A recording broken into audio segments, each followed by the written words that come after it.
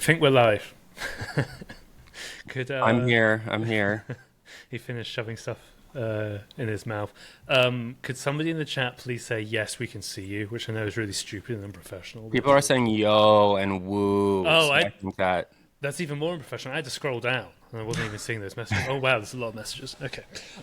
Thank you all so much for coming. Honestly, I wasn't expecting too many because this is just before sort of a holiday, at least, hopefully for some people in the US. But man, this is a really good turnout. So thank you for coming. And thank you, of course, for subscribing to 404 Media. If you are new to the FOIA Forum format, I know we stress the live stream stuff because, of course, we want people to come here. We want to answer your questions. There will be a video archive. You can already access those on the site as well. I think we have 4 or 5, and they're all about different topics. So if you haven't watched those yet, you can go back and catch up as well if you want. But we will, I guess, get straight into it. We'll answer as many questions as we can while we're going through. But this story, Jason, do you have the article pulled up? And I maybe have it. Should I click share? Yeah, share your No. screen. As long as it's not like AI slop of like, No, I don't know, it's not. shrimp It's not. Jesus on a surfboard or something. I don't know, or that as well. I have to rejoin. I'll explain when I come back. Well, just Okay. keep going. Sure thing. Yeah, answering the chat. I think the chat auto scroll is busted for me as well, which is stupid. And I don't know if many people have used this platform before, Riverside. I don't like it, frankly. It does the job, but it's sort of an all-in-one podcasting and streaming platform. Oh, I might be. I'm here. No. I'm hearing myself in you. Uh.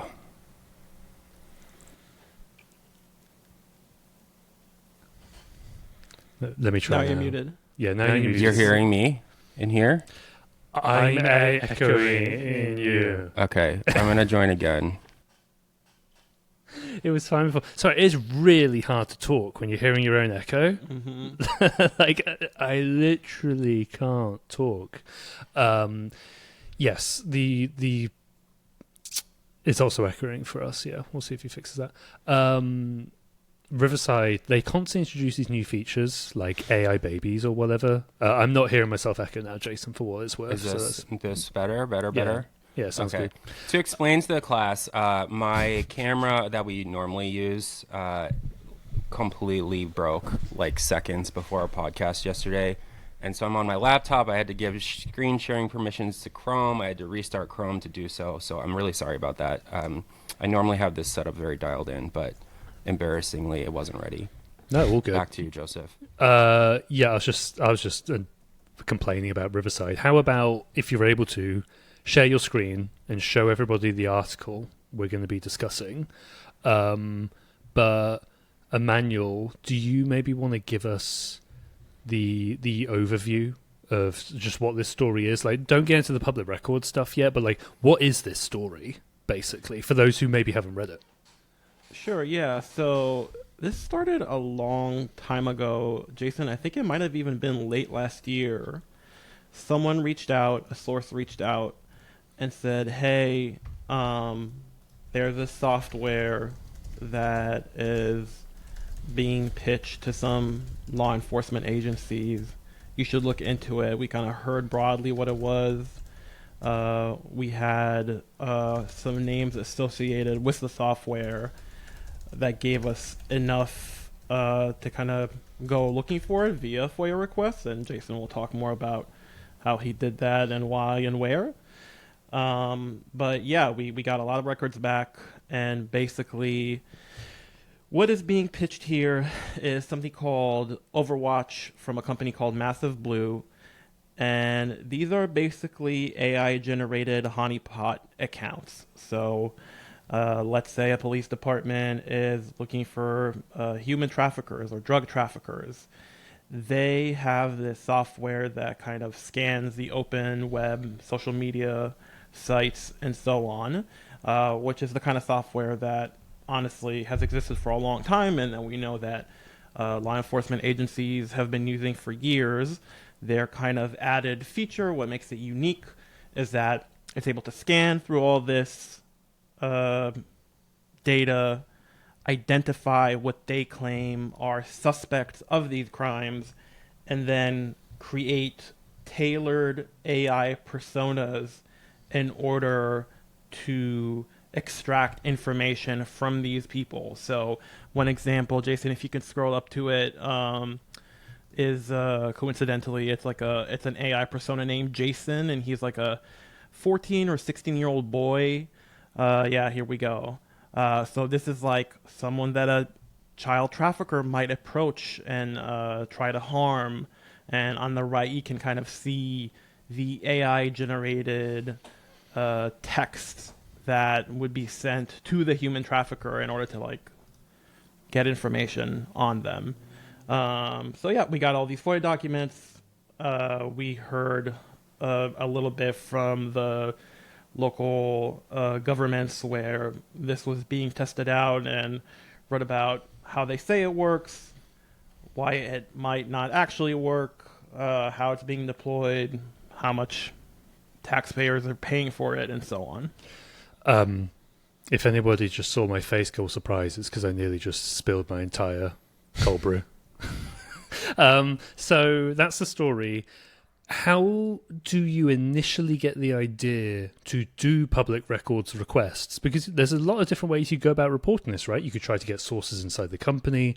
You could try to talk to law enforcement officers or something like that. How does the idea for public records come up? Was there like something online you saw? It was like, oh, we should FOIA that. How did that come about?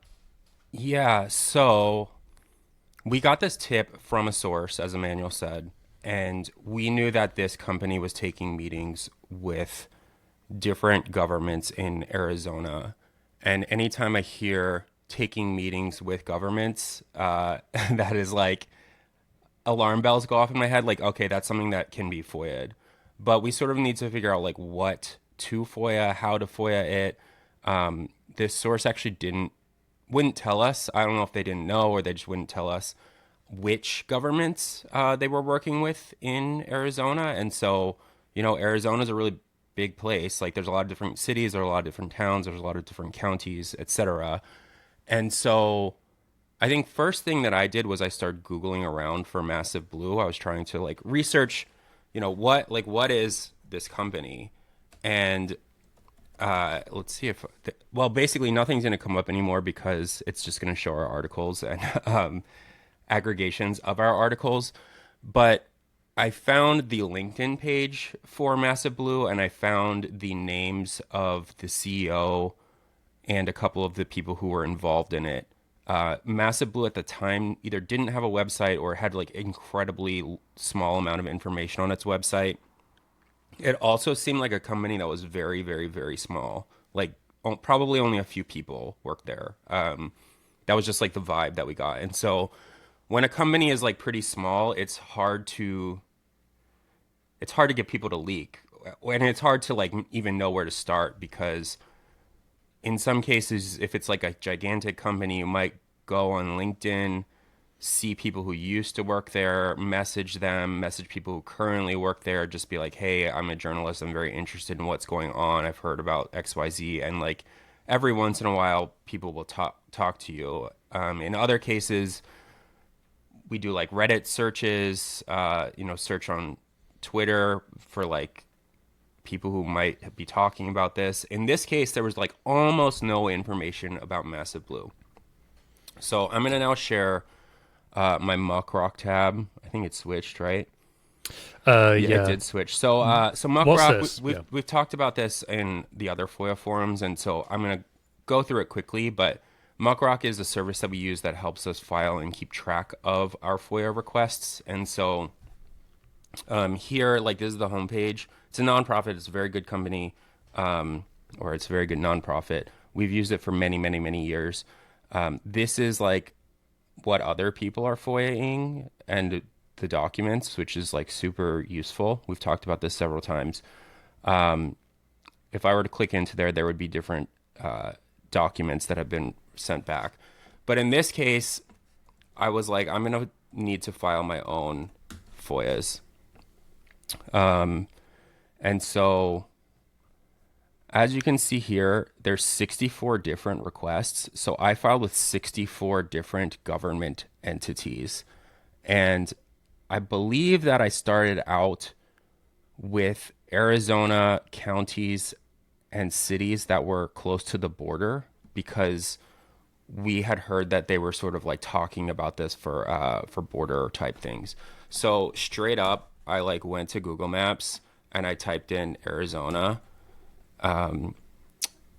Like, forgive me for sharing such a basic thing, but this is actually how I start a lot of FOIA stuff when I'm kind of like trying to have a very broad net. So I typed in Arizona and I zoomed in because I've been to Arizona, but I don't know a lot about it. And so I was like, okay, Tucson is kind of near the border.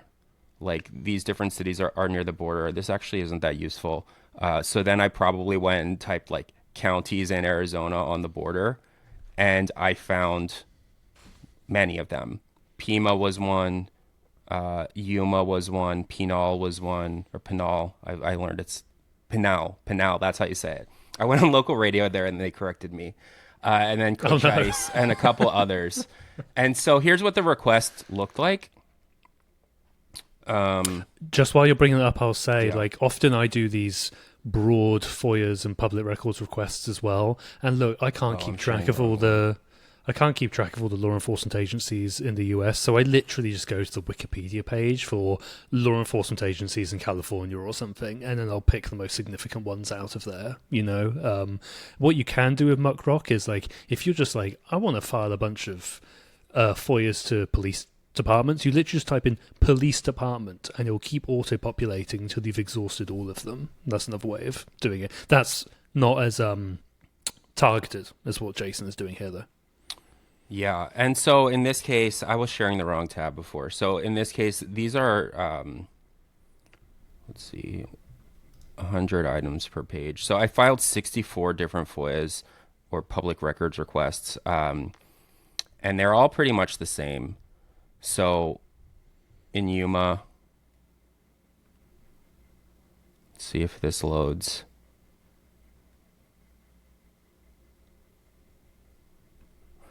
Okay, so this is the language that I have here. Public records reports state that departments in your state partner with Massive Blue, an AI company, discussed at a recent county council meeting. I'm going to get into the county council part in a minute. But this is language that I have used for many, many years. All of this stuff is copy-pasted from countless previous FOIA requests that I have filed over the years.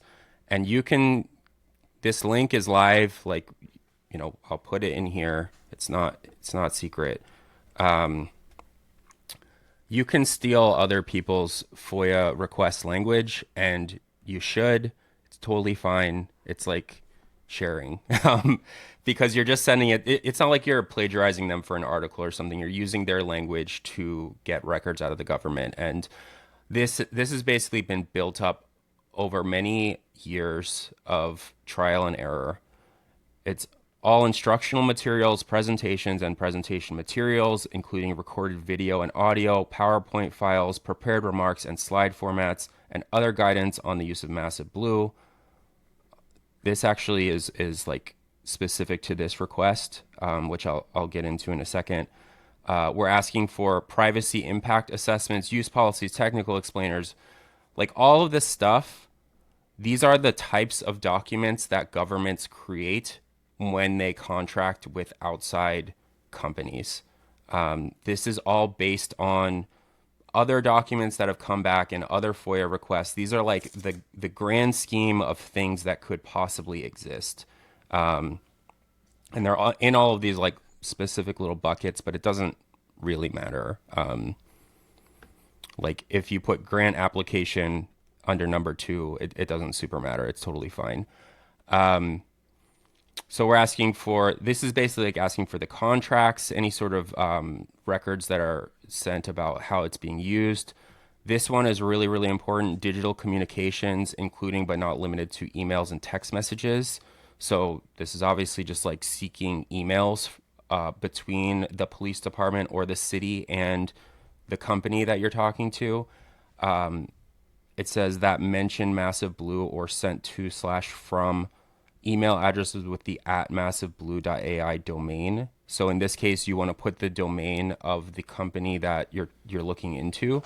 So you need to do some research beforehand to be like, what email service do these people use? Because otherwise they'll be like, you're not being precise enough, and we don't know what email they use. And if you provide that domain, it kind of gives them less of an excuse, basically. Yeah, you should also ask for email attachments because often they'll send you the emails but not the attachments. And then, yeah, there's just like some other stuff here that I put in. And then here's the other very important thing is anything that doesn't fall into neat categories. I think that this helps. I'm not sure. Like if they were given a video or toy or something, like, I don't know, some swag. Like, I've gotten pictures of swag that companies have sent to police, things like that. And then very critically, please search between January 1st, 2023 and the time this request is published. This is going to vary by request that you make, but I recommend putting a time limit for most requests because often government entities will say, oh, so you're asking for everything from the beginning of time? Like, we don't have time to search for that. Or they'll send you a fee request that's like, pay us hundreds, thousands of dollars to get these documents back, so on and so forth. I would say your request is fantastic and detailed. This is, I mean, clearly, based on the article, this is much more effective for like a local law enforcement agency than a federal one. Like, I don't think this would work with a federal agency like ICE or something, because they would tell you to get wrecked, basically. Because it's so voluminous, right? Which is great for the local agencies and it's very effective here. But if you're thinking about doing this to FBI or something, like, that's a different tactic. And I would probably go into the archives and see more the material we've done with ICE or FBI. But this is very much local agencies in the US, right? Yeah, that's what I use. And sometimes they say, like, this is insane. This is like way too much. This is like too voluminous. And so we're not going to do it. And then at that point, you can narrow the request further. Like in Muckrock, here they say, we're in receipt of your request, blah, blah, blah. I'm going to get back to this in a second. But you're able to like send emails back and forth through this portal to say like, okay, I will narrow it in a specific way. Sometimes you need to get on the phone with them. Yeah, that's sort of like how I do it. I wanted to talk about the county council part of this. Before you do that, could I maybe just answer a couple of questions that have come up? I've lost them in the chat, but I have them in a Google Doc. So one person asked, do you have to reveal your identity to file an open records request? Is there a way to stay anonymous? You don't need to provide your identity, typically, to do a public records or a freedom of information request. You can do it under a pseudonym. You can do it with initials ordinarily. The difference is when there are certain states that do require a requester to be a resident. And I'm not sure if they request ID, Jason, but if you do it through Muckrock and it's like some state that requires that, Muckrock has proxies in those states that will then file it on behalf of you. I swear most of the time that still doesn't work. I feel like agencies have got wise to it or something, but broadly speaking, you can do them anonymously. Yeah. Would you agree with that, Jason? Yep. Yeah. And then I think this was one from Damon, and maybe this is what you're going to get into, or maybe the context passed, but they said, can you explain why the rejected FOIA was in fact rejected as opposed to not producing records. It seems like all of the others didn't have any relevant records. Maybe you're going to get into some of the responses. I'm going to get into that for sure. Okay. All right. What were you going to get into now? Okay. So I went a little bit out of order here, and I'm very sorry for that. We reported this story a long time ago, and I thought that I had done it in one way, and I actually did it a different way, which is I was able to find that Pinal County had a meeting about buying Massive Blue. And the way that I was able to find that was by doing some Googling, where I was like, Pinal County, Massive Blue. I went like county by county and I started searching. And so here is the website for Pinal County.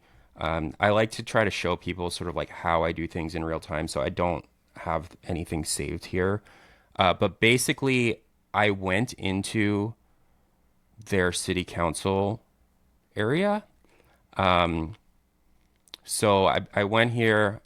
Agendas and minutes is often what you want to kind of start with. Every city, every county is going to have a different website. It's going to look different. But basically, you're going to go to their website and you're going to look for city council or you're going to look for county council. And then you're going to try to look for either minutes or you're going to look for like agendas. You're going to look for records of different city council meetings. And sometimes it's called like Board of Supervisors meeting. Sometimes it's called like city council meeting. Like if you look here, this is when I clicked into agendas and minutes.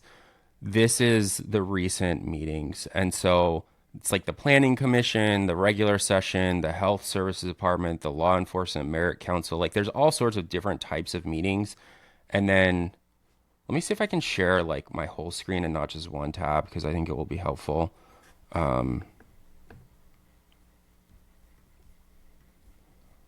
Okay.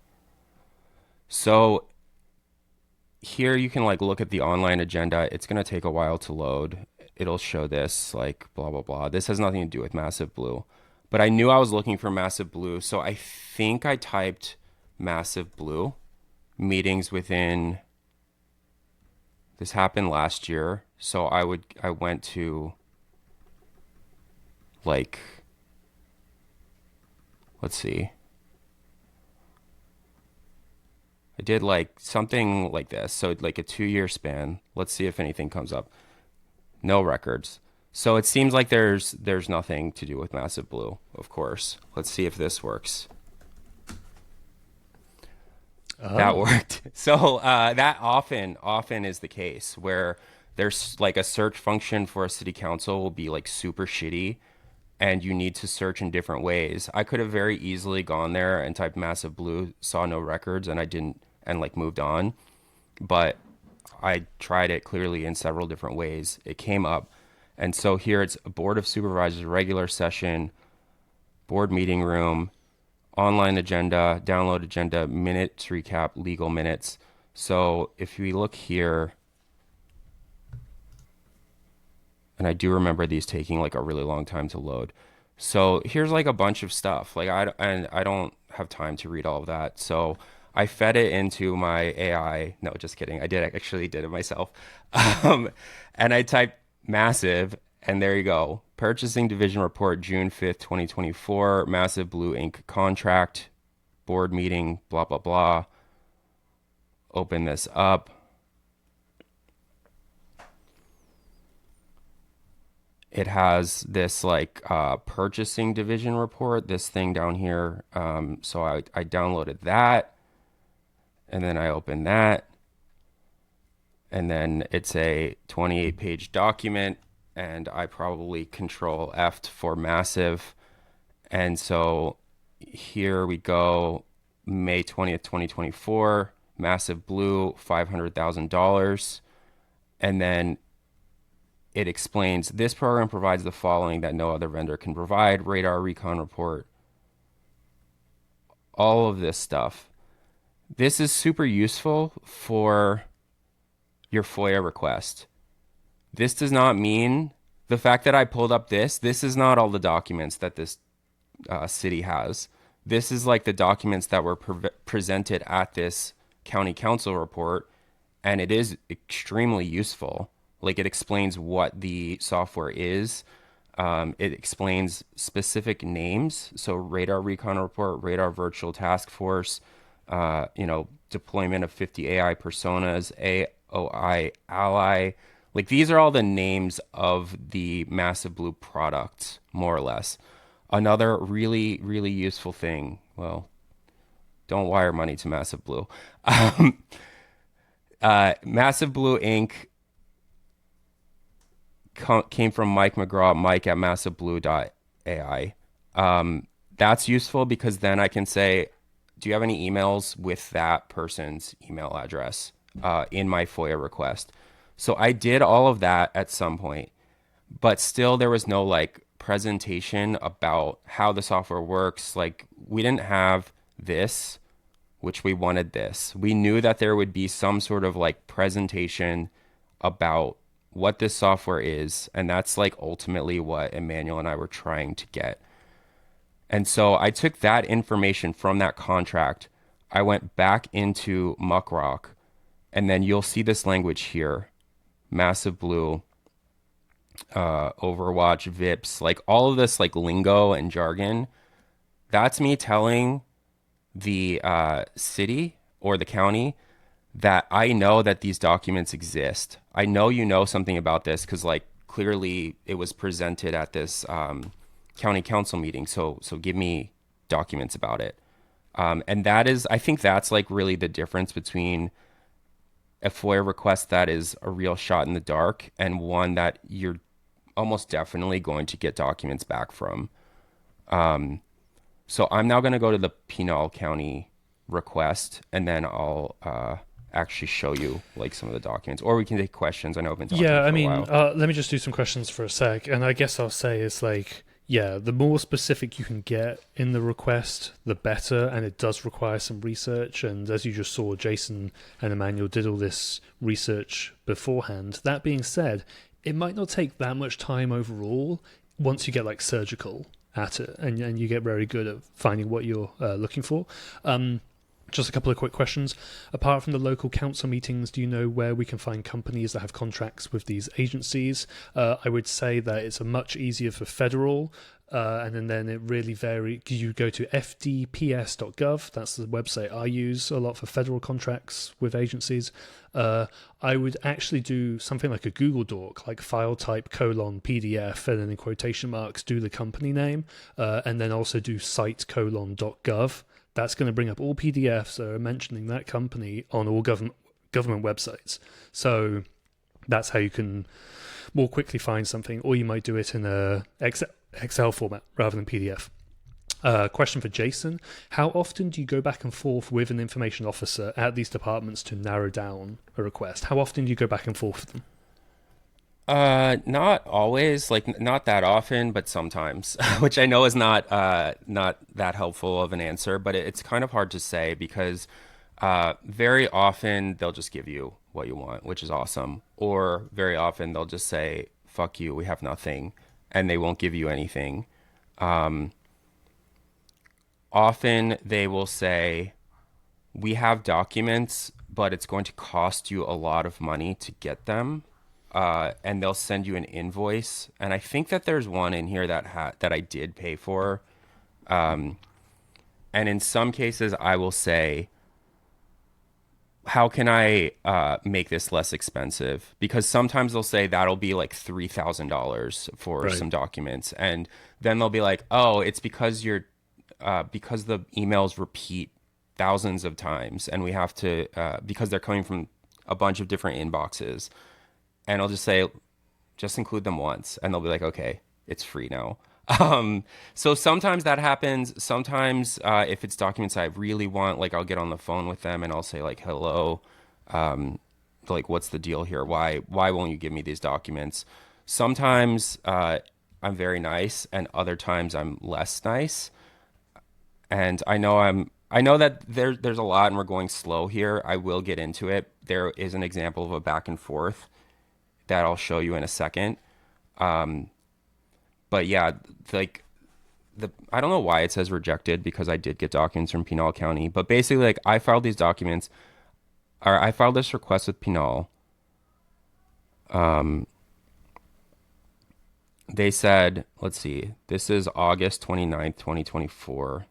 Oh, this took a lot longer than I thought. So this only took a month, but this happened last summer when we first started reporting on this. So July 10th is when I filed it of last summer. I got them back August 29th, so like a month and a half. That's pretty fast, I would say. And then here are the files, downloading the files. I'll show you what they look like.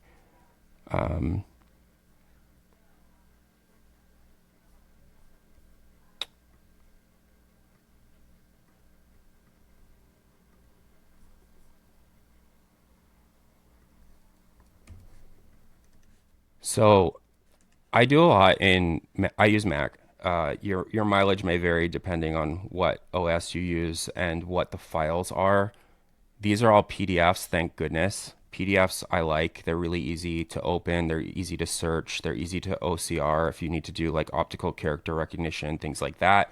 Sometimes they come in like really messed up file types that are like you need to download a proprietary program, you need to import an inbox, you need to do all sorts of crap like that. And maybe we'll do a FOIA form at some point about how to do that sort of thing. Usually it's a lot of Googling how to open specific file type. It's usually Outlook that is kind of messy. Yeah. That screws us over. Because governments, I think Microsoft Teams is still like a huge thing. So, Right. and I think it's actually kind of useful for us because it makes it easy for the FOIA like response person to just like export somebody's inbox if needed, which is appreciated. But then Jason is on Mac, and I guess half of us are on Mac. And even if you're not, it's still kind of messy to open and sort through like these Outlook exports. Yeah. So in the course of reporting this story, I got these documents back. I don't know if these were the first documents I got back, but I was very interested in these because we knew that they had a contract with Pinal County. So many, many, many PDFs. I use Preview a lot to quickly get a sense of like what am I even looking at. So like this is a document about my public records request. Like I don't care about this really. I don't care about this. This is an email from Brian Haley at Massive Blue to someone at the government. So that's pretty useful. There's like useful information on here about a meeting between Massive Blue and the government. I'll like mentally file that away probably. This is discussion about a meeting between the city and or the county and the company. Like I'll just start going through these, and I'm not going to go through all of them, but what I'm looking for often is a presentation. In this case, I really wanted a presentation. I really wanted to know what is the sales pitch from Massive Blue to the cops. And then all of this sort of like back and forth email stuff, this is really it's really useful, but it's like not ultimately what I was looking for in the first place. Like it's information that I'll probably use in the story in some way, and Emmanuel and I did use a lot of this stuff in the story in some way. But like when I was first going through it, I was really like, what is here? Like what is the presentation here is basically what I was doing. I clicked through all of them. Spoiler alert, there's no presentation in here. Emmanuel, you're going to say something. I just like, since you talked about process a little bit, I think something that was really a nightmare about this piece is that it took a very long time. And in that time, we got these gigantic dumps of documents. And really the reason we were like off to the races is once we got the presentation and we knew we had the presentation, we had to do the story. But at least my process is like I read through every single document, and because we've done this a few times and I know how hard it is, like, oh, you'll pick the story back up in 2 months and you're like, where did I get this quote, or like where did I get this piece of information? What I do is I go through every document. I have a Google Doc open on a different screen, and I'll either screenshot or copy paste whatever is remotely interesting. And whenever I do that, I have Notepad open, and I like copy paste the name of the file where I found that piece of information, and like write a little note to be like, this is what's in here and why I kept it. And that way, when we pick it up like a few weeks from now, it just like it's much easier to like know where everything came from, because it gets really messy when you're working with like 200 documents to just like keep everything in order. And then when a fact checker went through the piece and they're like, how do you know this? If you don't have that written down, that just like, you have to do the work again, basically. Yeah, and I did the work on this story so many times because it got really complicated. And we kept getting dumps of like more and more stuff. Yeah. This is interesting because it's comments on a Google Doc, and it's like anything the government makes is a public record for the most part. And it's like, that's kind of cool. Ended up not being interesting to the story, but like the back and forths on a Google Doc is like, that's a public record. It's kind of interesting. So at this point in the story, I had filed with probably 10 or 15 police departments in Arizona. And the most interesting documents I had gotten back at that point were from Pinal County, the documents I just showed you. There's lots of interesting stuff in there, but I didn't have the presentation. But what I did have also, as an example of a back and forth, is I had this request pending with Yuma, which I know from the movie 3:10 to Yuma. And I had this, and so I filed this. They said, we are in receipt of your request. Then they said, thank you for your request. I don't know. There's often a lot of like back and forth between robots on here, where like their automated system will talk to Muckrock's. Like Muckrock has an automated system that says like, where the hell are my documents? It just says this like over and over again. And then at some point it said no, like Yuma said no responsive documents. And that means that they say they have no documents. And so your FOIA request it's a little different than rejected, but they're basically like, we don't have anything. So like, stop. Closed. We don't have anything. We're closing this. Mm-hmm. And so that happened. And Yuma said, we have no responsive documents. And I was, in October, so this was many months later, I was like, that's super interesting that you say that you have no documents, because I got documents from another police department in Arizona that had people from Yuma Sheriff's Office on the email chain, which should... And you're saying this to them. I can see in that bit in the center of the screen, you're literally telling them, hey, wait a second, I got documents from another agency where they're mentioning your county. You tell them that. I'm like, you guys are lying, because they are lying. And interestingly, it's from 2023. So my original request was from January 1, 2023. So these motherfuckers lied to me, or they did a really bad job of searching. And I was able to learn that they were lying or messed up the search. I don't know what they were doing, but they didn't. They claimed they didn't have any documents. They annoyed you. Yeah, they claimed they didn't have any documents, and I'm like, these documents from another police department that I got from somewhere else using another request say, FYI, I reached out to Yuma. It's got Edgar Guerra at yumacountyaz.gov on it.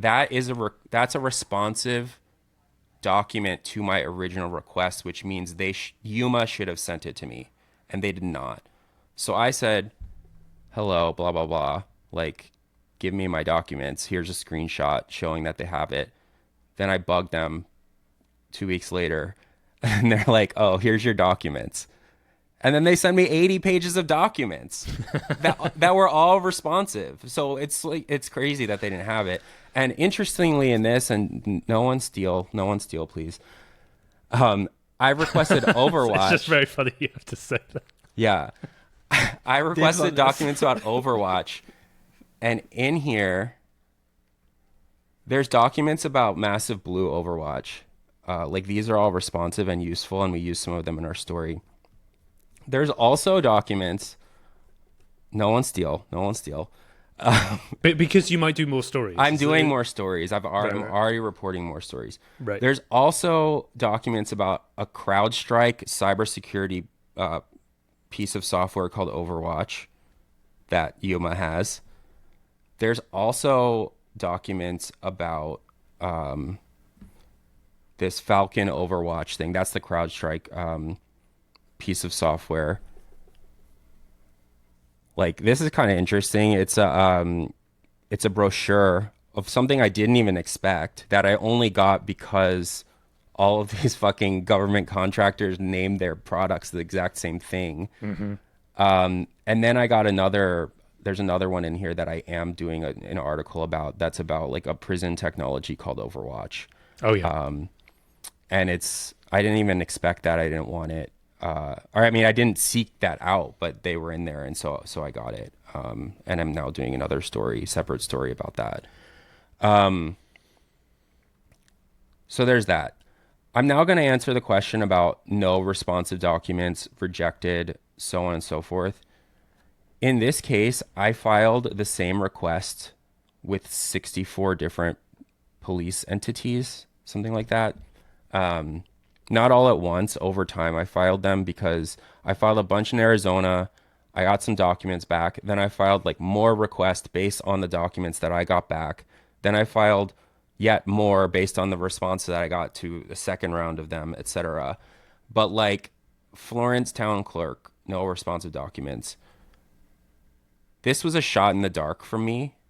Like, I was like, maybe they have Overwatch, or maybe they use Massive Blue.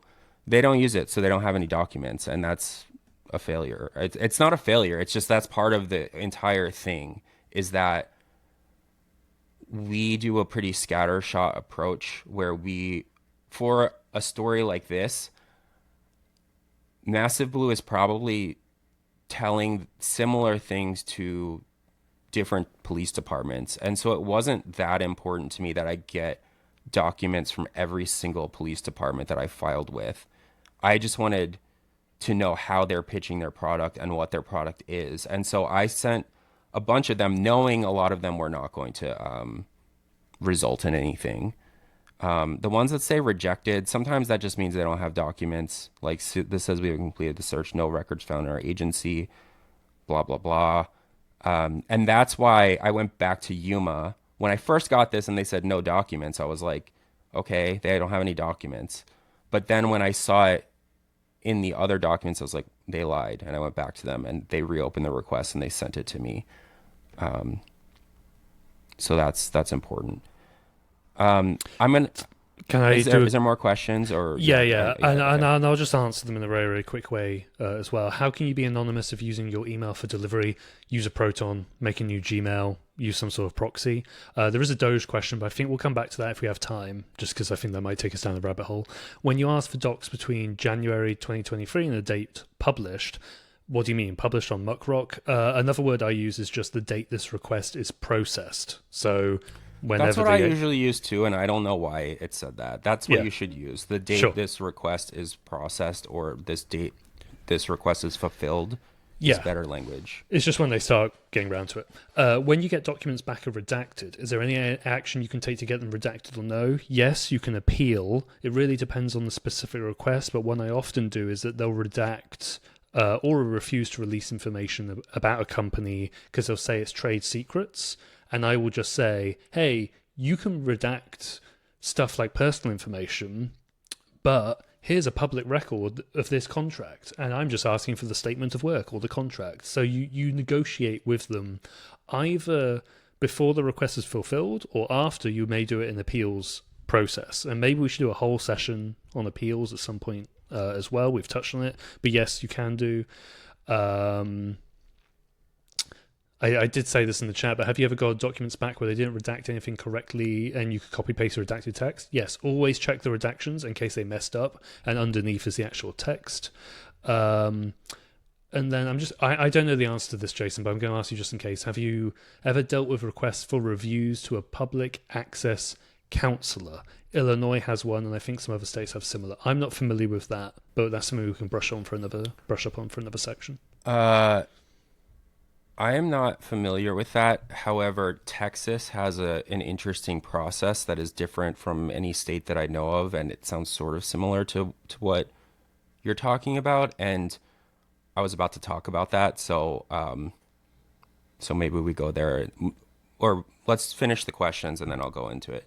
Well, that's it. And then just someone says in the chat, just found a muckrock request made to my city police department on counterfeit Amazon trucks from you, Jason. That must have been a while ago. That's pretty funny. Okay, yeah, carry on, and I'll keep storing questions. Okay, so eventually I got documents, and along the way, Emmanuel and I are collaborating. I'm saying I here, but like Emmanuel's going through the documents. We're talking back and forth about like what to do, how to file these, etc. But I'm gonna say I just because it's easier for me to talk. So eventually, like I had gotten documents back from maybe 4 police departments in Arizona.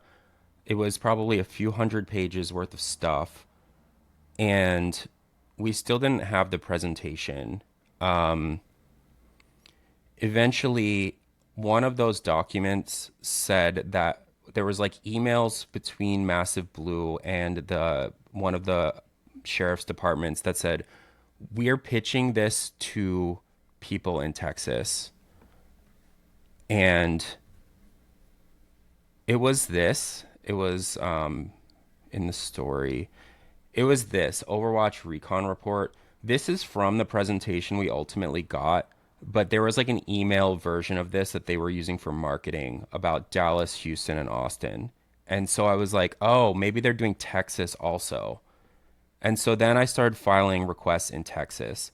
So you can see McKinney, Garland, Plano, Dallas, Irving, whatever. I just filed this. I did the same thing. I filed like metro area Dallas, metro area Houston, and metro area Austin. And I also filed with the Texas Department of Public Safety, which is their like state police, and also the Texas Rangers and a few others. But I filed with them, and I got these documents back. So I got this, and I got this letter to the AG, and I got this notice to the third party, and I got this letter to requester. So I'm going to show you the documents in a second, but to answer the question that was just asked, Texas has a really weird process where for any FOIA, there's like an automatic appeals process. It's actually kind of cool, where the city will say, we want to redact or withhold specific documents, and they have to ask the attorney general of the state if they're allowed to do that. And because these dealt with a third party, they also had to tell the company this. And that's like pretty useful information because it shows the types of things that the city wants to redact. And then those records themselves can be FOIA'd. It's like kind of interesting back and forth. And I did a bunch of FOIAs around the shooting in Uvalde at the elementary school, which obviously was horrible. But let's see. The letter to the attorney general there in Uvalde, which we don't need to get into, but it basically said, like, we don't want to show this to the press because it's going to embarrass us. And it was pretty wild. And so that in and of itself was a story. And then the attorney general in Texas, who is like not great usually, ended up saying, no, you have to release these anyway. And so we were able to get body camera footage of Uvalde. A lot of other people FOIA'd for the same thing, but we were able to get that, and we were able to get sort of the process of how that happened because of this like third party involved, which was the attorney general. Anyways, Texas. Open this up, and it immediately had a link to the presentation that we wanted, and it had an attachment of the presentation. And so that's what we wanted, and we got it. It's this, like, these are all the screenshots from it. And this was probably like the 40th or 50th entity that we had FOIA'd before we ultimately got the documents. Which is kind of nuts, really. It usually doesn't take that long. It really doesn't. But do you think you would have written the story without the presentation. Like if you never got it and it's like months later again, you're like, we have the emails. Like there's something here. It definitely wouldn't have been as good. But do you think you might have done it, or you don't know? I think we would do it, but it would have been a much less interesting and harder to understand story. The presentation, because it's a sales pitch, it really makes clear what they're selling, and it does it in a very spectacular and I think ridiculous way. And I think it made the story a lot better. We definitely would have done a story, and I think we were kind of like we were discussing that option before we got the presentation, and then we were very thrilled that we actually got these insane slides. Yeah, and a lot of the emails, like I obviously didn't show you all of the emails because there's so many, but a lot of them like make references to these sorts of things, but they don't. There's something about seeing, poor Jason here, that I think is like what is very critical to this story. Like there was a version of the story that didn't have the presentation, but also we knew about the existence of the presentation, and we knew we were going to get it eventually if we asked enough times to enough different places, because we knew the presentation existed because it was referenced in emails, and like we were getting closer and closer over time. I felt we were getting like better and better documents as time went along, and then finally we got it. So that was very good. Emmanuel, do you want to talk about this part of the reporting, the city council meeting stuff? Yeah, I mean, just a couple of things. It'll only take a minute, but one is in the same way that reading all the documents is a very tedious task. I think it teaches you a lot about the story, because something might seem irrelevant, but you're learning a lot about the city council process. Like if you were to and this is where the meetings themselves are relevant. It's like if you were to drop into a city council meeting and just listen to like the 20 minutes where they discuss Massive Blue, you don't have the context for like, well, how do they discuss other things that they fund, and like how thorough are they, and who's asking questions, and how do they tend to vote, and so on. I think watching like hours-long city council meetings tells you a lot about the story, even if it's not directly about the subject here, which is Massive Blue. The other thing, Jason, maybe I think we link to the council meeting that's on YouTube. I don't know if you want to pull that up. So that's what I was trying to do, because I know I talked about county council meeting earlier. That was like, here's what we're supposed to talk about. Here's the agenda. Here's the documents that are going to inform this. But then there's the actual meeting where they talked about it, and there's like the back and forth. Yes. And that is what we also wanted that. And every city has a different process for like finding this stuff, like where they host it. Some of them host it on YouTube. Some of them post them on Facebook. Some of them post it on their own proprietary website. Some of them use something called Granicus, which is this like CMS for governments that kind of sucks, but has some benefits to it when you're searching this stuff. And so I'm looking for it now. Was it on YouTube? It was on YouTube, yeah, for sure. Because I wanted to say I had just like one really small tip that I use for this story that I think is really useful. But yeah, you can pull up any of these, right? It's like these are some of the. By this time we knew that that they had this meeting on June 4th, 2024. So Board of Supervisors meetings. Then we click into here.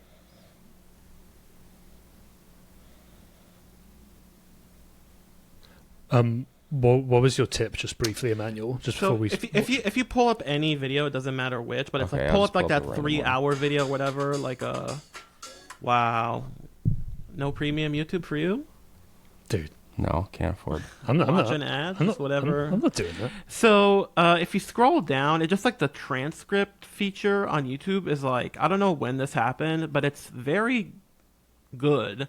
And I have sat here and listened to hours of these meetings because it was useful, but Show especially transcript. later on when you're trying to find a It's on the specific right. Yeah. when you're trying to find a specific mention, you can just control F massive blue, and obviously it's not in this meeting, but it's like you can jump around to any point when it's discussed in like a 3-hour video.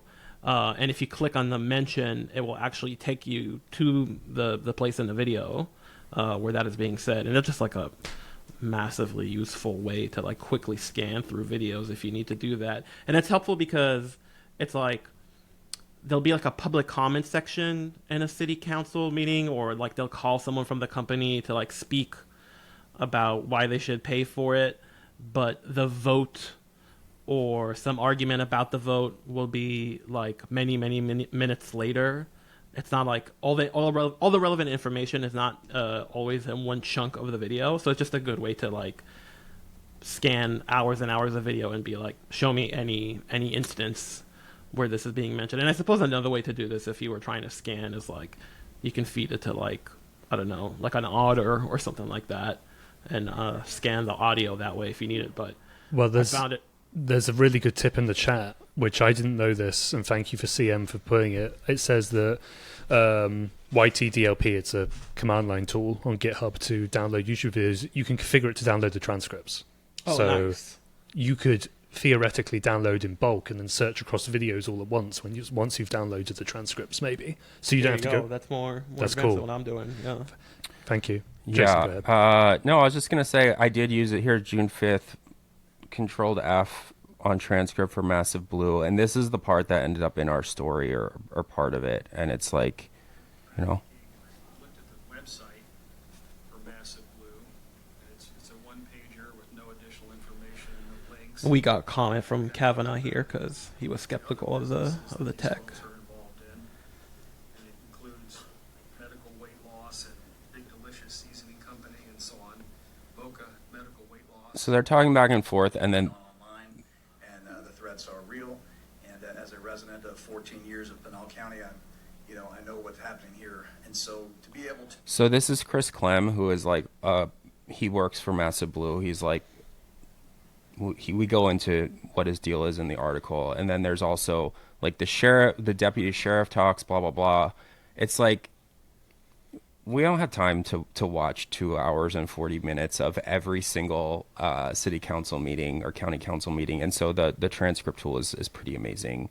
And if it's not on YouTube, Granicus has a transcript search feature. Like if you end up on that, you'll know you're on a Granicus website because it will say Granicus on it. And then I have also downloaded the files before and then run them through like Adobe Premiere's transcription tool or like other transcription tools. And this is like one of the actual useful things about AI, because it doesn't actually matter if the transcription is correct, like totally correct, because we're just trying to find a section of this that is relevant, and then we watch the video and write down what they said themselves. So our This hands are stuff is clean. also not in the story, but it's like I find it very useful to like. It's one thing to read the emails or read like written transcript, but it's like I find it very fascinating to like watch Massive Blue pitch this and like the body language when they're being asked like, can you prove that this works, and like why won't you tell us how it works and all that stuff. It's not stuff that necessarily makes it into the story, but it is very interesting to watch them kind of squirm on video. Yeah, totally. Let me do a couple of questions, then I might just ask the final question I wanted to ask you two. Just a couple of quick questions, and sorry, I kind of saved the Doge ones because maybe we could actually do a session on Doge. I'm thinking now that might be better. Maybe we bring somebody in. Anyway, so what happens when a public entity lies about having documents? Is there any accountability process? You appeal, maybe you sue them, but like we don't have the facilities to do that. I mean, maybe in the future, but like we haven't done that, and I think for a normal requester it's quite difficult. You just have to beef with them to try to get your documents. And then just this other question. I'm curious how you handle inconsistent, responsive and rejective request reasons within the same state. This is specifically regarding the new flock safety audit public records requests, sounds appeal related. We'll definitely do a session all of our flock reporting, and from researchers who have provided us documents, we'll definitely do that. Inconsistent responses from in-state. To be honest, I think it would be the same as what Jason did with the Yuma. It's like, call them out, basically. I don't think it really matters if it's in-state or out-of-state. Would you agree with that, Jason? Maybe it's more beneficial in-state, but like, I think the approach is the same, is you beef with them, basically. You beef with them, and it's like, I'm usually pretty polite, but also you're like allowed to lie to them. And by that, I just mean it's just like, you can say like, hey, give me this or I'll sue, or hey, give me this or I'll like talk to my lawyer, or like which aren't lies. They're not lies. We'll definitely talk to a lawyer. Yeah, but it's not like if you say like, hello, if you don't give me this, I'm going to pursue legal action, and then you don't pursue legal, like that's okay. You're allowed to sort of be like, I know you have documents. Like in some of these, it's my legal right to access these documents. You are violating the law. That sort of thing. Yeah. And in some of these, I'm like in the initial request, I say public reports show that you have a relationship with this company or whatever. Yeah. And it's like, not every single one of them actually does, but it doesn't, it's okay. It's okay that like not every single request has to be extremely perfectly tailored, because they're either going to give you the documents or they're not. And if you do, I think that most of the FOIA officers who respond to this are like they're not that used to, depends. For like smaller towns, they don't get a lot of FOIA requests. Like straight up, they don't get a lot. My mom used to do this for a small city, and she got like 2 FOIA requests a year. And when she got them, she was like very excited because it was a different thing that she got to do. She was like a public information employee for a small city, and responding to these requests was like a tiny part of her job. And so I think that if she said, oh, like I don't have to give you these, or I don't, maybe I'm not supposed to give you these, and then you're like, actually you do need to give them to me, they might be like, oh, I guess I do need to give it. Oh, damn. Like, I didn't know that, because they don't do it that often. So, like, bigger cities and obviously states and federal, like, they have entire teams that do this. Honestly, they probably do know more than us about, like, what they're allowed to give us and what they are not, and what they have to. But you're allowed to ask. You're allowed to appeal and say, like, I want these documents. They don't have to say yes, but very often they do. Yeah. Okay, last thing I just wanted to ask you two, and then I think we'll wrap up, because we're coming to the hour and people have to leave anyway, so I don't want people to miss it. But the last thing I was going to ask was, you have all of this information. Emmanuel described his process of having Notepad open. I do something similar with Google Docs or whatever. How do you take all this material and turn it into an article? Now, this may not apply to everybody, because people here may be activists or just citizens who want to get information. They may not be journalists producing a written article, but how do you take that and turn it into a piece of written journalism? Jason, do you want to go first? In this case, through you gonna fight? In this case, like through much arduousness and like back and forth, and honestly, like tons of edits and stuff like that. I think we knew we wanted to write about the existence of this company, which was not known. We knew we wanted to write about what it is. We knew we wanted to write about like the fact that they had contracts with, like, that it was actually being paid for and used. And so I think that we wanted to focus on those things. And so when we were screenshotting things to include or taking notes for things to include, we were thinking like, okay, how does this like surveillance product fit into the broader political ecosystem right now? How does it fit into the AI reporting that we've done? Because like a lot of these are using like basically like pretty shitty AI slop vibes. It's like not very good. Like we focused on emails and reports and stuff that talked about that sort of thing. In this case, there was a lot of additional reporting. We talked to experts to contextualize this. We got comment from all the police departments involved. We reached out to Massive Blue. I watched a bunch of, one of Massive Blue's employees went on Theo Vaughn's YouTube show, so I watched that Before you published, right? before he published. Yeah, but it's because this guy Chris Clem, who I showed you, he is like a talking head for Fox News, who used to work for Customs and Border Patrol. So he's very often doing like media hits and stuff like that. And he went on Theo Vaughn to talk about immigration, and he mentioned Massive Blue very quickly, and I found that through the transcription thing, and I included that. Sometimes, as you'll know, Joseph, these can be really straightforward. Like a FOIA document, you get a contract. It's like a contract between a company and a federal agency. No one knew that the contract existed, or no one knew that the terms of the contract. An example of that is the data brokers selling flight data to Customs and Border Patrol. That is, and then the terms of that contract. That's new. You write that in people 20 didn't minutes. Yeah, that's really quick. This one took a long time because there's tons and tons of documents. It was a company that no one had ever heard of, proposing a pretty preposterous thing, and it was very tricky to put together. And we actually had a draft of this that was 6,000 words long and had so much extra shit in it, and I read it back basically 3 days before we were going to publish it, and both Emmanuel and I were like, oh my God, what is going on here?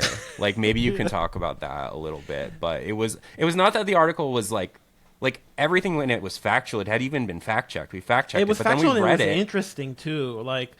You talked about Chris Clem, but there's this whole side quest about this other pitchman that they have. He doesn't work for the company, but he's a spokesperson for the company, and he was a legendary kicker for the Chiefs.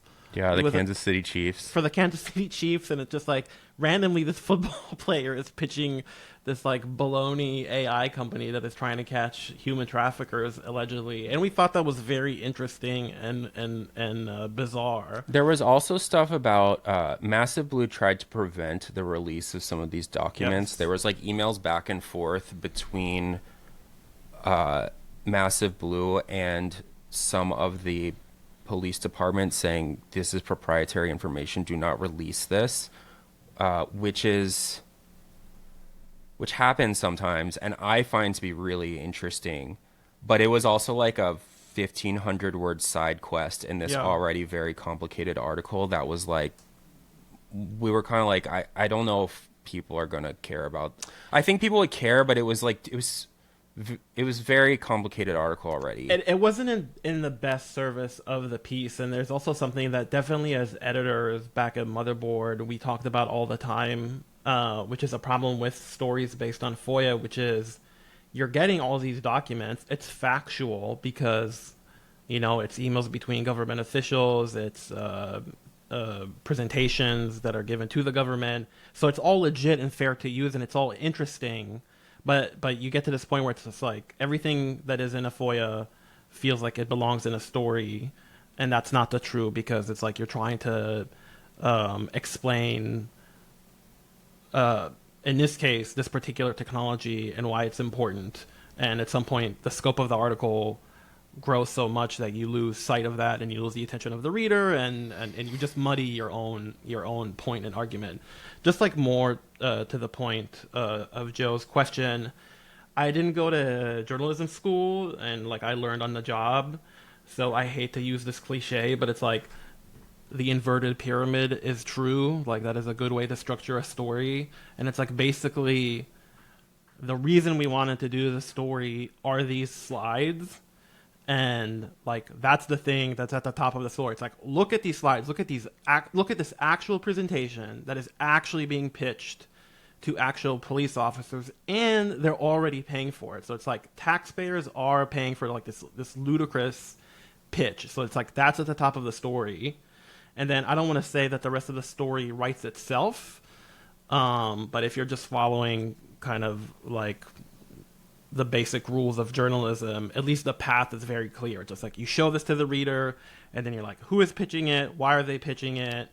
Does it actually work? What do experts say? What did the government officials say? So it's like we kind of knew how to do it, and it's like literally the way we did it. It's like I went through the documents first. I wrote a maximalist version of the story, like everything that we thought was interesting that we had. And then Jason went through and did the same, and that's how you end up with a 6,000 word piece. And then we kind of like, splashed cold water on our face, and we're like, okay, let's cut this down to something that is more sensible. And that's how we got here. Yeah, the other like behind the scenes on this article is that it published in April. I believe we had a draft of it in December. Mm-hmm. This is like really a long time for us. Like we write stories usually pretty quickly, and draft them and send them and publish them, and like the turnaround is usually pretty quick. In the meantime, Donald Trump got elected, Elon Musk did a government takeover, etc. There were so many times where we were like, oh, we should work on this story, and then something else came up that it was like, oh my god, this is like such an urgent tip, we need to chase this down, we need to do this other story, we need to do this. Like, this felt to us like it was relatively evergreen, meaning it could publish anytime. It was very important. Like, we thought it was important. We wanted to do it, but we kept pushing it back. And then I think one day Emmanuel and I looked at each other and we were like, we have to do this right now. We have to like finish this or we're never going to do it. And also, if someone else writes about this first before us, after all of this time that we put into it, all of the stuff that you just saw that took place over the course of almost a year, we would have been really upset. Like, we would have been very, very, very... I didn't even try. I thought about it, and I was like, I'm not going to let myself go there of what would happen if someone else, like, published it first, but I would have been very mad. Very mad. Not at anyone, like, at myself, at Emmanuel. Emmanuel would have been mad at me, vice versa, like, It got to the point where city council members were rolling over. Like, we were quoting people that were no longer in their, like, government seat. So we were like, okay, come on, we gotta go. Yeah, that makes sense. Well, that was, I think, really, really fascinating. And then even I was like learning stuff from that, because I didn't really work on this story with you. I think Sam did an edit, and then of course Wired did their edits and stuff as well, because this was co-published with Wired, for those who don't know. That was great. Thank you all so much for coming, and especially hanging on after the hour. I know some people had to drop as well. There will be a video archive of this uploaded. It'll be on the archive page. We'll try to email it out, or at least shout it out, I guess, something like that in other emails. We will do another of these soon. I think the next one will probably be about the flock stuff, which again, researchers who came to us, they did this amazing work. We published that about ICE accessing flock cameras via local cops. We've done our own FOIAs. Now there's been basically this tsunami of coverage from local media outlets who are now doing the same FOIA as well. So we'll definitely talk into that, and I think that'll be very different. It's a very different sort of FOIA investigation. But for everybody who came, thank you so much, and we will do another one of these soon. And thank you so much for being a paying subscriber of 404 Media. Thank you all for coming. I would play the music, but I don't really want to be obnoxious, so I'm just going to leave it. Okay, bye everybody.